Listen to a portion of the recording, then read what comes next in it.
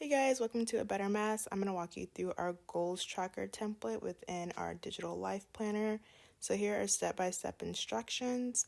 And then within the tracker, you can assign goals by year, by quarter, or by month.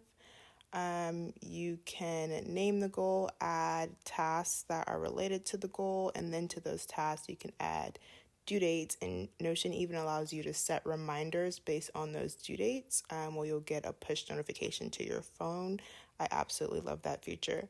And then below we have a calendar view. So based on the different tasks or the goals that you assign a due date to, you'll see them below in this calendar view. So that's very nice as well.